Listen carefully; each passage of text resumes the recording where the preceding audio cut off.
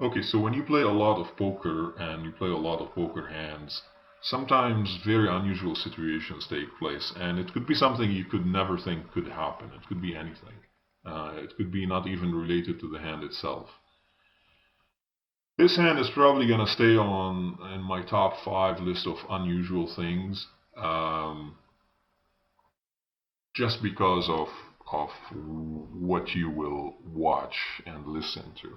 So we are at the final table. I'm on the cutoff. The blinds are 3,000, 6,000, and the ante is at 800. The first four players fold, and it's to me with ace-9. Sometimes in certain situations I do limp instead of raising.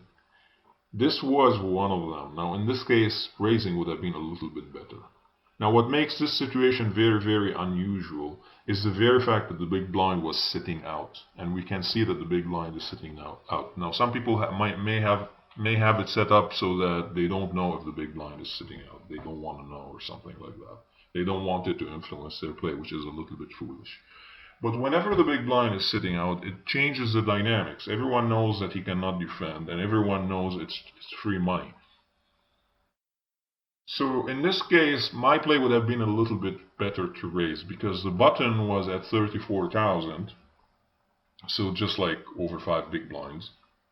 And the small blind was around 130,000.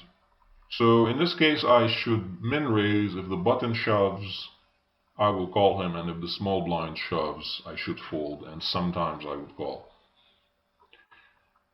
In this case, I limped, the button folded, and the small blind folded, and we go to the flop. So the big blind hand checks automatically, and we go to the flop. And on the flop, his hand also checks automatically right away because he's sitting out. And in this very second, I got distracted with something for not more than 2 seconds, maybe a second. And when I clicked bet, just like 1/5 of a second before I clicked bet, he got back to his seat. So now I'm not happy with this situation, even though I have top pair on the flop. So the flop was ace jack 4 with 2 clubs. I have the ace of clubs with it too. So he got back to his hand just before I bet. Now the turn, the pot now was 33,400, and he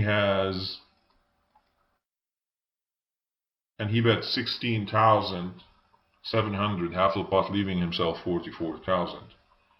Now it is very important to remember that based on my estimation, this guy has never done anything foolish, and I have him labeled as tight and someone who's just going to play as ABC as possible. He bets half the pot here. For me, a lot of the time this should be an easy fold. But calling is not that bad either. So I call, and we go to the river. Now the river puts the 4 of spade there, pairing the board. Now on the turn, a lot of the time he's gonna have 2 pair based on the play that he made. He's gonna have a hand like Jack 8 or 8-4, or in rare times Ace 4, Ace 8. But he's rarely gonna have Ace Jack in that situation. He probably would have raised the flop on that board. So on the river, he goes all in. Now I'm focused on one factor a little bit too much. I'm focused on like, oh, this guy is upset. He didn't he didn't he wasn't in the hand when it played out, and now he got back to it, and now he wants the pot really badly. He could have easily missed his flush draw, and now he's representing trips or full house. But on the turn, it felt more like he was betting to get like a hand like 9-10 out, or for a little bit of value and a little bit of, uh, you know, uh, letting someone with some kind of a draw fold his hand, like a flush draw in this case. And anyway, I call, leaving myself about 34,000 behind, so like 5 big blinds if I lose. I called really fast, and that's where I made a mistake. But what made this situation really, really unusual is that when the guy flipped his hand, what does he have? pocket freaking aces.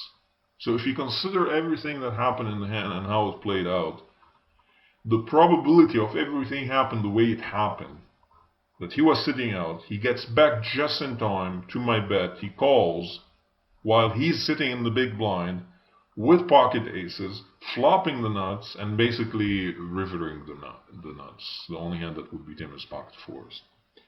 And the very fact that I have an ace, you know where this is going. Like, the way this played out is just absolutely crazy. Anyway, it tilted me for a bit. I think the next day or the day after, I ended up winning the same specific tournament. I came first in that.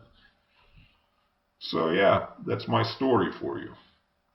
I hope you enjoyed it. And now we will do a little bit of bankroll and profit/loss update. So on the main site that I play on, it seems like I didn't play a lot of tournaments this week. So again, I played mostly tournaments, some like double or nothing and stuff. Overall, the week started with, I had 355 and 58 cents. I ended up going down as low as $145. By the end of the week, I had made it back to $345 and 38 cents. So it looks here like I lost $5.20. I had played 61 tournaments and I made the money eight times. And this is not, not too bad. I usually make the money a little bit more than that. Sometimes even as high as like 35% of the time. But that's not my goal anymore, to make the money a lot of the time. My goal is to pick up spots in tournaments where I either will make a huge stack or I will bust. I like to put myself in spots now to win the tournament. At any stage of the tournament, especially the last 30 players, I try to put myself in a position to win the tournament. Now on my secondary side, I played mostly tournaments, although I kind of went on like a bankroll tilt and I played heads up with a guy I shouldn't have been playing. I was playing out of boredom and I turned the nuts with King Jack and he had flopped the nuts with Jack 8 and the flush draw, and the money went in on the turn. I check raise all in and he hit the diamond on the river. I ended up winning most of it back in the next couple of days from tournaments. So on my secondary side, I played 31 tournaments, and it says here I made the money 42% of the time. I don't feel like counting now, but it seems like I made the money about 17 times out of 31. I made the money 42% of the time. So yeah, it seems like I made the money maybe 14 times. So I lost in cash about, on average, about, like, it's Bitcoin based, so I lost about $85. And from the tournaments, I won this week about $60. So let's just say I'm down like 20 on it. And it's not my main site, like I said, but it's a site where I feel like I will make like very small wins every week, like between $100 and $200 weekly. And it's kind of like laid back and easy to play on. Yeah, so that would be it for now. Until next time, take care, bye bye. So I hope that you enjoyed this story and the video. And until next week, take care, bye bye.